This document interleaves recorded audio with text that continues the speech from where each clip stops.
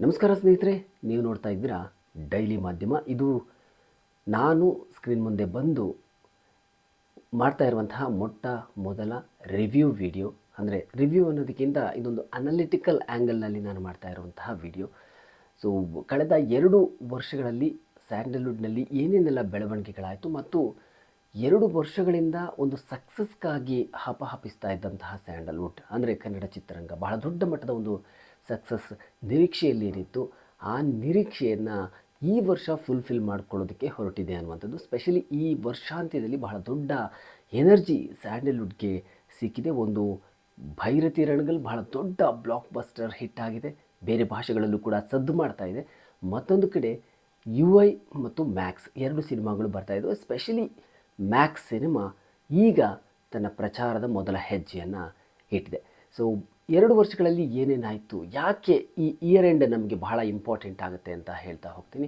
ಅದಕ್ಕೂ ಮೊದಲು ನೀವು ಇನ್ನೂ ಕೂಡ ನಮ್ಮ ಚಾನಲ್ಗೆ ಸಬ್ಸ್ಕ್ರೈಬ್ ಆಗಿಲ್ಲ ಅಂತ ಹೇಳಿದರೆ ಈ ಕೂಡಲೇ ಸಬ್ಸ್ಕ್ರೈಬ್ ಮಾಡ್ಕೊಳ್ಳಿ. ಹಾಗೆಯೇ ಪ್ರತಿಯೊಂದು ಅಪ್ಡೇಟ್ಗಾಗಿ ಪಕ್ಕದಲ್ಲೇ ಇರುವಂತಹ ಬೆಲ್ ಬಟನನ್ನು ತಪ್ಪದೇ ಒತ್ತಿ. ಸ್ನೇಹಿತರೆ, 2022 ಕನ್ನಡ ಚಿತ್ರರಂಗದ ಪಾಲಿಗೆ ಒಂದು ದೊಡ್ಡ ಬ್ಲಾಕ್ ಬಸ್ಟರ್ ಇಯರ್ ಆಗಿತ್ತು. ಯಾಕಂತ ಹೇಳಿದರೆ 2018ರಲ್ಲಿ KGF ಬರುತ್ತೆ, ಪ್ಯಾನ್ ಇಂಡಿಯಾ ಅನ್ನುವಂತಹ ಟ್ರೆಂಡ್ ಶುರುವಾಗುತ್ತೆ. 2022ರಲ್ಲಿ ಅದರ ಕಂಟಿನ್ಯೂಡ್ ಪಾರ್ಟ್ ಅಂದರೆ ಮುಂದುವರೆದ ಭಾಗದ ರೀತಿಯಲ್ಲಿತ್ತು. ಅದು ಬಹಳ ದೊಡ್ಡ ಮಟ್ಟದಲ್ಲಿ ಇಡೀ ದೇಶವೇ ಗಮನ ಸೆಳೆಯುವಂತಹ ರೀತಿಯ ಹಿಟ್ ಸಿನಿಮಾಗಳು ಬಂದಂತಹ ವರ್ಷ. 2022ರಲ್ಲಿ 5 ಸಿನಿಮಾಗಳು 100 ಕೋಟಿ ಕ್ಲಬ್ ಸೇರುತ್ತೆ. ಅದರಲ್ಲಿ 1 ಸಿನಿಮಾ 1000 ಕೋಟಿ, KGF 2, ಮತ್ತು ಕಾಂತಾರ 400 ಕೋಟಿ ಕ್ಲಬ್ ಸೇರುತ್ತೆ. ಇನ್ನು ಪುನೀತ್ ರಾಜ್ಕುಮಾರ್ ನಟನೆಯ ಜೇಮ್ಸ್ ಮತ್ತು ಸುದೀಪ್ ನಟನೆಯ ವಿಕ್ರಾಂತ್ ರೋಣ, ಹಾಗೆಯೇ ರಕ್ಷಿತ್ ಶೆಟ್ಟಿ ಅಭಿನಯದ 777 ಚಾರ್ಲಿ ಸಿನಿಮಾಗಳು 100 ಕೋಟಿ ಪ್ಯಾನ್ ಇಂಡಿಯಾ ಮಟ್ಟದಲ್ಲಿ ಕಲೆಕ್ಷನ್ ಮಾಡ್ತವೆ. ಇದೆಲ್ಲವೂ ಆಗೋದು 2022ರ ಸೆಪ್ಟೆಂಬರ್ ಅಕ್ಟೋಬರ್ ಹೊತ್ತಿಗೆ. ಅದಾಗಿ 2 ವರ್ಷಗಳಾಯಿತು. ಇಲ್ಲಿಯವರೆಗೂ ಕನ್ನಡ ಚಿತ್ರರಂಗ ಆ ಮಟ್ಟಿಗಿನ ಒಂದು ಸಕ್ಸಸ್ಸನ್ನು ನೋಡೋದಕ್ಕೆ ಸಾಧ್ಯ ಆಗಿಲ್ಲ. ಕಳೆದ 2 ವರ್ಷಗಳಲ್ಲಿ ಸರಿಸುಮಾರು 400ಕ್ಕೂ ಅಧಿಕ ಸಿನಿಮಾಗಳು ತೆರೆ ಕಂಡಿವೆ. ಆದರೆ ಸಕ್ಸಸ್ ಆಗಿದ್ದು ಬಹಳ ಬೆರಳೆಣಿಕೆಯಷ್ಟು ಸಿನಿಮಾಗಳು. ಮತ್ತು ಪ್ಯಾನ್ ಇಂಡಿಯಾ ಟ್ರೆಂಡ್ ಏನಿದೆ, ಆ ಟ್ರೆಂಡನ್ನು ಫಾಲೋ ಮಾಡ್ಕೊಂಡು ಬಂದಿರುವಂತಹ ಸ್ಯಾಂಡಲ್ವುಡ್ಗೆ ಕಳೆದ 2 ವರ್ಷಗಳಲ್ಲಿ ಆ ಮಟ್ಟಿಗಿನ ದೊಡ್ಡ ಸಕ್ಸಸ್ ಸಿಕ್ಕಿಲ್ಲ. ಇದೇ ವರ್ಷ ಅಂದರೆ 2023ರ ಅಂತ್ಯದಲ್ಲಿ ಡಿಸೆಂಬರ್ 29ಕ್ಕೆ ಕಾಟೇರ ಸಿನಿಮಾ ಬರುತ್ತೆ. ಅದು ಈ ವರ್ಷ ಅದರ ಸಕ್ಸಸ್ ಜರ್ನಿ ಕಂಟಿನ್ಯೂ ಮಾಡುತ್ತೆ ಜನವರಿಯಲ್ಲಿ. ಸೊ ಅದು ಬಹಳ ದೊಡ್ಡ ಮಟ್ಟದಲ್ಲಿ, ಕರ್ನಾಟಕದ ಮಟ್ಟಿಗೆ ಬಹಳ ದೊಡ್ಡ ಮಟ್ಟದಲ್ಲಿ 200 ಕೋಟಿ ಕಲೆಕ್ಷನ್ ಮಾಡಿದಂತಹ ಒಂದು ದೊಡ್ಡ ಸಿನಿಮಾ ಆಗುತ್ತೆ. ಅದನ್ನು ಹೊರತುಪಡಿಸಿದರೆ ಕಳೆದ 24 ತಿಂಗಳಲ್ಲಿ ದೊಡ್ಡ ಮಟ್ಟದ ಸಕ್ಸಸ್ ಅನ್ನೋದು ಕನ್ನಡ ಚಿತ್ರರಂಗಕ್ಕೆ ಸಿಗಲಿಲ್ಲ. ಅಲ್ಲಲ್ಲಿ ಕೌಸಲ್ಯ ಸುಪ್ರಜಾ ರಾಮ ಇರ್ಬೋದು, ಶಿವಣ್ಣ ನಟನೆಯ ವೇದ ಸಿನಿಮಾ ಇರ್ಬೋದು, ಹೀಗೆ ಬೇರೆ ಬೇರೆ ಸಿನಿಮಾಗಳು ಬಾಕ್ಸ್ ಆಫೀಸ್ನಲ್ಲಿ ಸದ್ದು ಮಾಡಿದ್ವು. ಆದರೆ ಪ್ಯಾನ್ ಇಂಡಿಯಾ ಟ್ರೆಂಡ್ ನಡೀತಾ ಇರುವಂತಹ ಈ ಸಂದರ್ಭದಲ್ಲಿ ಇಡೀ ದೇಶವೇ ಗಮನ ಸೆಳೆಯುವಂತಹ ರೀತಿಯಲ್ಲಿ ಅಥವಾ ಕನ್ನಡ ಚಿತ್ರರಂಗಕ್ಕೆ ಒಂದು ದೊಡ್ಡ ಮಟ್ಟದ ಬೂಸ್ಟರ್ ಕೊಡುವಂತಹ ಸಿನಿಮಾಗಳು ಬಂದಿರಲಿಲ್ಲ. 2 ವರ್ಷ ನಿರಂತರವಾಗಿ ಕನ್ನಡ ಪ್ರೇಕ್ಷಕರು ಕಾಯ್ತಾ ಇದ್ದರು. ದೊಡ್ಡ ಸ್ಟಾರ್ಗಳು ಅನಿಸ್ಕೊಂಡವರು ಕೂಡ ಸಿನಿಮಾ ಮಾಡ್ತಿರಲಿಲ್ಲ. ಇದರಿಂದಾಗಿ ಸಣ್ಣ ಪುಟ್ಟ ಸಿನಿಮಾಗಳನ್ನು ಮಾಡಿದವ್ರಿಗೂ ಕೂಡ ಬಹಳ ದೊಡ್ಡ ಸಂಕಷ್ಟ ಎದುರಾಗಿತ್ತು. Quite natural. ಯಾಕಂತ ಹೇಳಿದರೆ ದೊಡ್ಡ ಸ್ಟಾರ್ಗಳು ಸಿನಿಮಾ ಮಾಡಿದಾಗ ಪ್ರೇಕ್ಷಕರು ಥಿಯೇಟ್ರಿಗೆ ಬರ್ತಾರೆ, ಆ ಫ್ಲೋ ಇರುತ್ತೆ. ಆ ಫ್ಲೋ ಜೊತೆಯಲ್ಲಿ ಸಣ್ಣ ಪುಟ್ಟ ಸಿನಿಮಾಗಳು ಬಂದಾಗ ಆ ಸಿನಿಮಾಗಳನ್ನು ಕೂಡ ಪ್ರೇಕ್ಷಕರು ಗಮನಿಸ್ತಾರೆ ಅನ್ನುವಂಥದ್ದು. ಹಾಗಾಗಿ ಆ ನಿಟ್ಟಿನಲ್ಲಿ ಸ್ಟಾರ್ ಸಿನಿಮಾಗಳು ರಿಲೀಸ್ ಆಗಬೇಕಾದಂಥದ್ದು ಬಹಳ ಮುಖ್ಯ ಮತ್ತು ಅನಿವಾರ್ಯತೆ.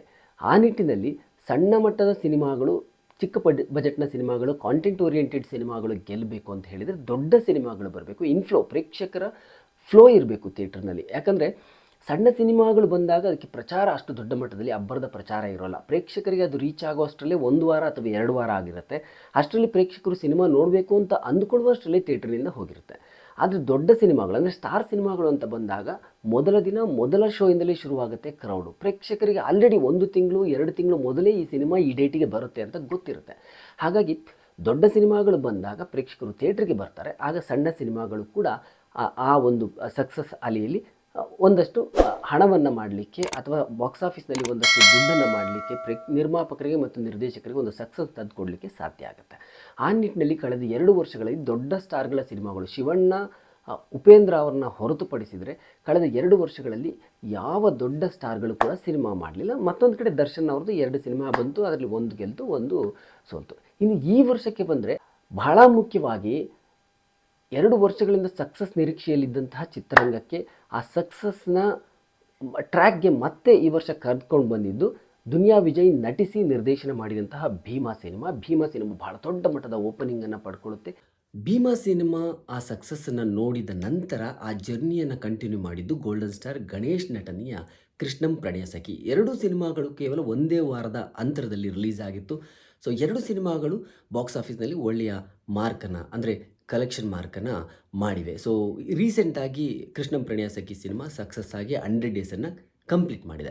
ಅದರ ಜೊತೆಯಲ್ಲಿ ಆ 2 ಸಿನಿಮಾಗಳ ಮಾಸ್ ಆ್ಯಂಡ್ ಕ್ಲಾಸ್ ಸಿನಿಮಾಗಳ ಜರ್ನಿಯನ್ನು ಮುಂದುವರಿಸುವಂತಹ ಜವಾಬ್ದಾರಿಯನ್ನು ತೆಗೆದುಕೊಂಡಿದ್ದು ಧ್ರುವ ಸರ್ಜಾ ನಟನೆಯ ಮಾರ್ಟಿನ್ ಮತ್ತು ಅದರ ಜೊತೆಯಲ್ಲಿ ರೋರಿಂಗ್ ಸ್ಟಾರ್ ಶ್ರೀಮುರಳಿ ಅಭಿನಯದ ಭಗೀರ ಸಿನಿಮಾಗಳು.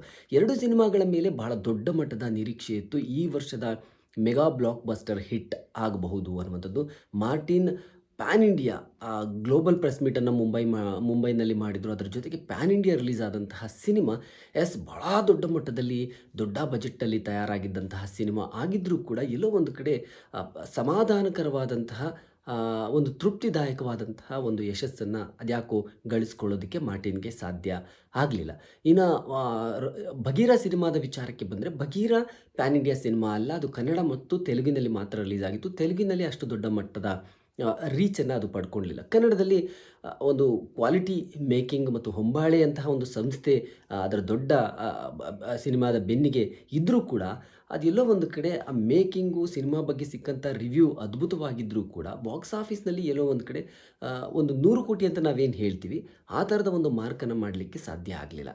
ಸೊ ಅದಾದ ಮೇಲೆ ಎಲ್ಲರ ಕಣ್ಣು ಐಬಾಲ್ ಇದ್ದಿದ್ದು ಶಿವರಾಜ್ ಕುಮಾರ್ ನಟನೆಯ ಭೈರತಿ ರಣಗಲ್ ಸಿನಿಮಾದ ಮೇಲೆ. ಅಫ್ಕೋರ್ಸ್ ಭೈರತಿ ರಣಗಲ್ ಮಫ್ತಿ ಸಿನಿಮಾದ ಪ್ರೀಕ್ವೆಲ್ ಆಗಿತ್ತು. ನರ್ತನ್ ಮತ್ತು ಶಿವಣ್ಣ ಕಾಂಬಿನೇಷನ್ ಮತ್ತೆ ಬರ್ತಾರೆ ಅಂದಾಗ ಸಹಜವಾಗಿ ನಿರೀಕ್ಷೆ ಇತ್ತು. ಆ ನಿರೀಕ್ಷೆಯನ್ನು ಬಹಳ ದೊಡ್ಡ ಮಟ್ಟದಲ್ಲಿ ರೀಚ್ ಮಾಡಿದ್ದು ಮತ್ತು ಫುಲ್ಫಿಲ್ ಮಾಡಿದ್ದು ಭೈರತಿ ರಣಗಲ್ ಸಿನಿಮಾ. ಪಕ್ಕದ ರಾಜ್ಯದವರು ಕೂಡ, ಪಕ್ಕದ ಸ್ಟೇಟವರು ಅಷ್ಟೇ ಅಲ್ಲ, ಬಾಲಿವುಡ್ನವರು ಕೂಡ ಈ ಸಿನಿಮಾವನ್ನು ಗಮನಿಸುವಂತಹ ರೀತಿಯಲ್ಲಿ ಒಂದು ಬಾಕ್ಸ್ ಆಫೀಸ್ನಲ್ಲಿ ಒಂದು ಬೆಂಚ್ ಮಾರ್ಕನ್ನು ಭೈರತಿ ರಣಗಲ್ ಕ್ರಿಯೇಟ್ ಮಾಡಿದೆ. ಅದು ಶಿವರಾಜ್ ಕುಮಾರ್ ಅವರ ಒಂದು ಮಾಸ್ ಇಮೇಜು ಕೂಡ ಅದಕ್ಕೆ ಒಂದು ದೊಡ್ಡ ಪ್ಲಸ್ ಪಾಯಿಂಟ್ ಆಗಿದೆ. ಇದು ಕೂಡ ಪ್ಯಾನ್ ಇಂಡಿಯಾ ಅಲ್ಲ, ಕನ್ನಡದಲ್ಲಿ ರಿಲೀಸ್ ಆಗುತ್ತೆ. ಅದಾದ ನಂತರ ತೆಲುಗು ಮತ್ತು ತಮಿಳಿನಲ್ಲಿ ನೆಕ್ಸ್ಟ್ ವೀಕ್ ಅಂದರೆ ಒಂದು ವಾರದ ನಂತರ ರಿಲೀಸ್ ಆಗಿದೆ. ಭಾಳ ದೊಡ್ಡ ಒಂದು ರೀಚನ್ನು ಪಡ್ಕೊಂಡಿದೆ. ಮತ್ತೊಂದು ಕಡೆ ಬಾಲಿವುಡ್ನಲ್ಲಿ ರಣಬೀರ್ ಕಪೂರ್ ಈ ಸಿನಿಮಾವನ್ನು ರೀಮೇಕ್ ಮಾಡ್ತಿದ್ದಾರೆ ಅನ್ನುವಂತಹ ಒಂದು ಸುದ್ದಿ ಹರಿದಾಡ್ತಾ ಇದೆ. ಈ ಕತೆ ಅವ್ರಿಗೆ ಬಹಳ ಇಷ್ಟ ಆಗಿದೆ ಅಂತಕ್ಕಂಥದ್ದು. ಇದು ಕೂಡ ಒಂದು ಸಿನಿಮಾ ರೀಚ್ ಯಾವ ರೀತಿ ಆಗಿದೆ ಅನ್ನೋದಕ್ಕೆ ಒಂದು ಎಕ್ಸಾಂಪಲನ್ನು ಸೆಟ್ ಮಾಡಿರ್ತಕ್ಕಂಥದ್ದು. ಇನ್ನು ಭೈರತಿ ರಣಗಲ್ ನವೆಂಬರ್ನಲ್ಲಿ ಅತಿ ದೊಡ್ಡ ಸೌಂಡನ್ನು ಮಾಡಿ ದೊಡ್ಡ ಬೆಂಚ್ ಮಾರ್ಕನ್ನು ಕ್ರಿಯೇಟ್ ಮಾಡಿರೋದ್ರಿಂದ ಸಕ್ಸಸ್ನಲ್ಲಿ ಅದರ ಜರ್ನಿಯನ್ನು ಮುಂದುವರಿಸೋದಕ್ಕೆ ಡಿಸೆಂಬರ್ನಲ್ಲಿ 2 ಪ್ಯಾನ್ ಇಂಡಿಯಾ ಸಿನಿಮಾಗಳು ಬರ್ತಾ ಇದೆ. ಒಂದು ರಿಯಲ್ ಸ್ಟಾರ್ ಉಪೇಂದ್ರ ನಟಿಸಿ ನಿರ್ದೇಶನ ಮಾಡಿರುವಂತಹ ಯುಐ ಸಿನಿಮಾ. ಉಪೇಂದ್ರ ಅವರು ಸರಿಸುಮಾರು 8-9 ವರ್ಷಗಳ ನಂತರ ಸಿನಿಮಾವನ್ನು ನಿರ್ದೇಶನ ಮಾಡಿದ್ದಾರೆ. ಆದರೆ ಅವರು ಪ್ರಚಾರದ ವೈಖರಿಯೇ ಬೇರೆ ಥರ, ಅವರ ಪ್ರಮೋಷನ್ ಸ್ಟೈಲ್ ಬೇರೆ ಥರ ಇರುತ್ತೆ. ಅವರು ಇವತ್ತಿನ ಟ್ರೆಂಡ್ಗೆ ಎಲ್ಲರೂ ಮಾಡುವಂತಹ ರೀತಿಯಲ್ಲಿ ಪ್ರಚಾರ ಮಾಡೋದಿಲ್ಲ. ಹಾಗಾಗಿ ಅವರು ಸಿನಿಮಾದ ಪ್ರಮೋಷನ್ಗೆ ಇನ್ನೂ ಕೂಡ ಕಿಕ್ ಸ್ಟಾರ್ಟ್ ಕೊಟ್ಟಿಲ್ಲ. ಆದರೆ ಸಿನಿಮಾ ಬರುವಾಗ ಬಹಳ ದೊಡ್ಡ ಮಟ್ಟದಲ್ಲೇ ಅದನ್ನು ಖಂಡಿತವಾಗ್ಲೂ ತರ್ತಾರೆ. ಇದೇ ಡಿಸೆಂಬರ್ 20ಕ್ಕೆ. ಡಿಸೆಂಬರ್ 25ಕ್ಕೆ ಬರ್ತಾ ಇರುವಂತಹ ಮ್ಯಾಕ್ಸ್, ಸುದೀಪ್ ನಟನೆಯ ಮ್ಯಾಕ್ಸ್ ಸಿನಿಮಾ ಬಹಳ ಕೀ ರೋಲನ್ನು, ಇಂಪಾರ್ಟೆಂಟ್ ರೋಲನ್ನು ಪ್ಲೇ ಮಾಡುತ್ತೆ. ಇದು ಪ್ಯಾನ್ ಇಂಡಿಯಾ ಸಿನಿಮಾ. ನಮಗೆಲ್ಲ ಗೊತ್ತು ಸುದೀಪ್ ಅವರು ಪ್ಯಾನ್ ಇಂಡಿಯಾ ಫೇಸ್, ಕನ್ನಡದಿಂದ ಪ್ಯಾನ್ ಇಂಡಿಯಾ ಫೇಸ್ ಅಂತ ಆಗಿದ್ದು ಮೊದಲು ಅದು ಸುದೀಪ್ ಅವರು.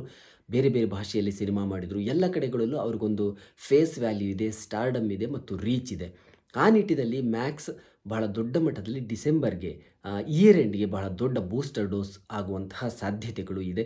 ಕಳೆದ 2 ವರ್ಷಗಳಿಂದಲೂ ಈ ಸಿನಿಮಾ ಬಗ್ಗೆ ಚರ್ಚೆ ಇತ್ತು. ಅಭಿಮಾನಿಗಳು ಮೇಲಿಂದ ಮೇಲೆ ಕೇಳ್ತಾ ಇದ್ದರು ಸಿನಿಮಾದ ಅಪ್ಡೇಟ್ ಸಿಕ್ಕಿಲ್ಲ ಅಂತಕ್ಕಂಥದ್ದನ್ನು. ಆದರೆ ಬಹಳಷ್ಟು ಗೊಂದಲಗಳು, ಏನೇನೋ ವಿಚಾರಗಳು, ಅದೆಲ್ಲವನ್ನು ಬಗೆಹರಿಸಿಕೊಂಡು ಸಿನಿಮಾ ಇನ್ನು 4 ವಾರ ಇದೆ ಅನ್ನುವಂತಹ ಸಂದರ್ಭದಲ್ಲಿ ಚಿತ್ರತಂಡ ರಿಲೀಸ್ ಡೇಟನ್ನು ಘೋಷಣೆ ಮಾಡಿತ್ತು.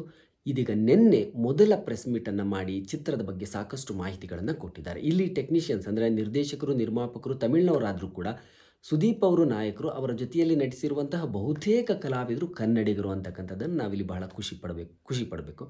ಸೊ ಇದು ಪ್ಯಾನ್ ಇಂಡಿಯಾ ಸಿನಿಮಾ ಆಗಿರೋದ್ರಿಂದ ಈಗ 2 ವರ್ಷಗಳ ಈ ವ್ಯಾಕ್ಯೂಮ್ ಏನಿದೆ, ಅಂದರೆ ನಮಗೆ KGF, ಕಾಂತಾರ, ಜೇಮ್ಸು, ವಿಕ್ರಾಂತ್ ರೋಣ, ಮತ್ತು 7 ಚಾರ್ಲಿ, ಹೀಗೆ ಒಂದೇ ವರ್ಷ 5 ದೊಡ್ಡ ಸಿನಿಮಾಗಳ ದೊಡ್ಡ ಸಕ್ಸಸ್ಸು, 100 ಕ್ರೋರ್, 1000 ಕ್ರೋರ್, 400 ಕ್ರೋರ್, ಈ ಥರ ದೊಡ್ಡ ಬೆಂಚ್ ಮಾರ್ಕ್ಗಳನ್ನು ಕ್ರಿಯೇಟ್ ಮಾಡಿದಂತಹ ಸ್ಯಾಂಡಲ್ವುಡ್ಗೆ 2023ರಲ್ಲಿ ಮತ್ತು 2024ರ ಎಂಡ್ವರೆಗೂ ಕೂಡ ಆ ಒಂದು ಬೆಂಚ್ ಮಾರ್ಕನ್ನು ಅಥವಾ ಆ ಒಂದು ಸಕ್ಸಸ್ ಇದನ್ನು ಕಂಟಿನ್ಯೂ ಮಾಡೋದಕ್ಕೆ ಸಾಧ್ಯ ಆಗಲಿಲ್ಲ. ಸೊ ಭೀಮಾ ಮೂಲಕ ದುನಿಯಾ ವಿಜಯ್ ಅವರು ಒಂದು ಮಾಸ್ ಎಂಟ್ರಿ ಕೊಡೋ ಮೂಲಕ ಮತ್ತೆ ಸ್ಯಾಂಡಲ್ವುಡ್ನ ಮಲಗಿದ್ದಂತಹ ಸ್ಯಾಂಡಲ್ವುಡ್ನ ಬಡಿದೆಬ್ಬಿಸಿದ್ರು. ಸೊ ಈಗ ಇಯರ್ ಎಂಡ್ಗೆ ಭೈರತಿ ರಣಗಲ್ ಬಹಳ ದೊಡ್ಡ ಬ್ಲಾಕ್ ಬಸ್ಟರ್ ಹಿಟ್ ಆಗಿದೆ. ಸೊ ಮ್ಯಾಕ್ಸ್ ಮೂಲಕ ಸ್ಯಾಂಡಲ್ವುಡ್ನ ಯಶಸ್ಸಿನ ಜರ್ನಿ ಮುಂದುವರಿತಾ ಇದೆ. ಈ 2 ಸಿನಿಮಾಗಳ ಸಕ್ಸಸ್ಸು ಕನ್ನಡ ಚಿತ್ರರಂಗಕ್ಕೆ ಬೇಕಾಗಿತ್ತು ಅಂತಕ್ಕಂಥದ್ದು. ಸೊ ಮ್ಯಾಕ್ಸ್ ಸಕ್ಸಸ್ ಆದರೆ ಖಂಡಿತವಾಗ್ಲೂ ಅದರ ಎಫೆಕ್ಟು ಅಥವಾ ಅದರ ಇಂಪ್ಯಾಕ್ಟು ಮುಂದಿನ ವರ್ಷ 2025ರಲ್ಲಿ ರಿಲೀಸ್ ಆಗುವಂತಹ ಸಿನಿಮಾಗಳಿಗೆ ಬಹಳ ದೊಡ್ಡ ಮಟ್ಟದಲ್ಲಿ ಸಹಾಯ ಮಾಡುತ್ತೆ. ಯಾಕಂತ ಹೇಳಿದರೆ ಓಪನಿಂಗ್ 2025 ಅದ್ಭುತವಾದಂತಹ ಒಂದು ಓಪನಿಂಗ್ ಆಗುತ್ತೆ. ಯಾಕಂದರೆ ಕಾಟೇರ ಮೂಲಕ ಹೆಂಗೆ 2023ರ ಎಂಡ್ನಲ್ಲಿ ಬಂತು, 2024ರಲ್ಲಿ ಕಂಟಿನ್ಯೂ ಆಗಿತ್ತು. ಆದರೆ ಆ positive vibe, success vibe continue ಆಗಿರಲಿಲ್ಲ. ಸೊ ಈಗ ಮ್ಯಾಕ್ಸ್ ಮೂಲಕ ಇಯರ್ ಎಂಡ್ಗೆ ಆ ಒಂದು ಸಕ್ಸಸ್ ಸಿಗಲಿ ಮತ್ತು 2025ರ ಓಪನಿಂಗು ಅಷ್ಟೇ ಪಾಸಿಟಿವ್ ಆಗಿ ಸಕ್ಸಸ್ಫುಲ್ಲಾಗಿ ಶುರುವಾಗಲಿ ಅನ್ನುವಂಥ ನಿರೀಕ್ಷೆ ಎಲ್ರಿಗೂ ಇದ್ದೇ ಇರುತ್ತೆ. ಮುಂದಿನ ವರ್ಷ ಟಾಕ್ಸಿಕ್ಕು, ಕಾಂತಾರ, KD, ಹೀಗೆ ದೊಡ್ಡ ದೊಡ್ಡ ಪ್ಯಾನ್ ಇಂಡಿಯಾ ಸಿನಿಮಾಗಳು ಬರೋಕ್ಕೆ ರೆಡಿ ಆಗ್ತಿರೋದ್ರಿಂದ ಸೊ ಈಗ ಭೈರತಿಯ ಸಕ್ಸಸ್ಸು ಮತ್ತು ಮುಂದೆ ಬರ್ತಾ ಇರುವಂತಹ ಮ್ಯಾಕ್ಸ್ ಸಕ್ಸಸ್ಸು ಬಹಳ ದೊಡ್ಡ ಇಂಪಾರ್ಟೆಂಟ್ ಕೀ ರೋಲನ್ನು ಪ್ಲೇ ಮಾಡುತ್ತೆ. ಸೊ ಎಲ್ಲರೂ ಕೂಡ ಅದೇ ಹೋಪ್ಸಲ್ಲಿದ್ದಾರೆ, ಎಲ್ಲ ಪಾಸಿಟಿವ್ ಹೋಪ್ಸಲ್ಲಿದ್ದಾರೆ. ಸೊ ಕನ್ನಡ ಚಿತ್ರರಂಗ 2 ವರ್ಷಗಳಿಂದ ಏನನ್ನು ಕಳ್ಕೊಂಡಿತ್ತು ಅದನ್ನು ಈ 2 ಸಿನಿಮಾಗಳ ಮೂಲಕ ಈ ವರ್ಷ ಪಡ್ಕೊಳ್ತಾ ಇದೆ. ಸೊ ಮುಂದಿನ ವರ್ಷ ಅದು ಕ್ಯಾರಿ ಫಾರ್ವರ್ಡ್ ಆಗಲಿ, ಚಿತ್ರರಂಗ ಮತ್ತೆ ಇದೇ ರೀತಿ ಪುಡಿದೇಳಲಿ ಅನ್ನುವಂತಹ ನಿರೀಕ್ಷೆಯಲ್ಲಿ ಎಲ್ಲ ಪ್ರೇಕ್ಷಕರು. ಹಾಯ್ ನಮಸ್ಕಾರ, ನಾನು ನಿಮ್ಮ ಧರ್ಮ ಕೀರ್ತಿರಾಜ್. ಡೈಲಿ ಮಾಧ್ಯಮ ಪ್ರತಿಯೊಬ್ಬರನ್ನು ದಯವಿಟ್ಟು ಸಪೋರ್ಟ್ ಮಾಡಿ. ನನಗೊಂದು ಖುಷಿ ಏನಂದರೆ, ನನಗೆ ತುಂಬ ಪರಿಚಯ ಇರೋರು ಅಶೋಕ್ ಅವರು. ಸೊ ನನಗೆ ಒಂದು ಸಿನಿಮಾ ರಂಗದಲ್ಲಿ ನಾನು ಕಾಲಿಟ್ಟಾಗಿಂದ ಇವತ್ತಿನವರೆಗೂ ನಾನು ತುಂಬ ಸಪೋರ್ಟ್ ಮಾಡಿದ್ದಾರೆ. ಏನೇ ಒಂದು ಹಿಟ್ ಆಗಿರ್ಬೋದು, ಫ್ಲಾಕ್, ಪ್ರತಿಯೊಂದು ಹಂತದಲ್ಲೂ ನನ್ನ ಜೊತೆ ಇದ್ದಾರೆ. ಸೊ ಇವತ್ತು ಬಿಗ್ ಬಾಸ್ ಮನೆಯಿಂದ ಬಂದ ಮೇಲೆ ತುಂಬ ಪ್ರೀತಿಯಿಂದ ನಮ್ಮದು ಇಂಟರ್ವ್ಯೂ ತೊಗೊಂಡಿದ್ದಾರೆ. ಇವರೆಲ್ಲ ಬಂದು ಯೂಟ್ಯೂಬ್ ಚಾನಲ್ಸಲ್ಲಿ ಎಲ್ಲೂ ಇರಲಿಲ್ಲ, ಬಟ್ ಇವರು ಪತ್ರಿಕಾ ಮತ್ತು ಮಾಧ್ಯಮದಲ್ಲಿ ಇದ್ದಿದ್ದವರು. ಸೊ ಇವರು ಇದನ್ನು ಸ್ಟಾರ್ಟ್ ಮಾಡಿದ್ದಾರೆ. ಸೊ ನಿಮ್ಮ ಸಪೋರ್ಟು, ನಿಮ್ಮ ಆಶೀರ್ವಾದ ಸದಾ ಇರಲಿ. And very proud of them. ಯಾಕಂದರೆ ಅವ್ರ ಪ್ರೊಫೆಷನ್ನ ಏನಿದೆಯೋ ಅದನ್ನೇ ಕಂಟಿನ್ಯೂ ಮಾಡಿ ಇದರಲ್ಲೂ ಒಂದು ಸಾಧನೆ ಮಾಡಬೇಕಂತಿದ್ರೆ ಸೊ ನಿಮ್ಮ ಆಶೀರ್ವಾದ, ಸಪೋರ್ಟ್ ಸದಾ ಇರಲಿ ಅಂತ ಕೇಳ್ಕೊತೀನಿ. Thank you.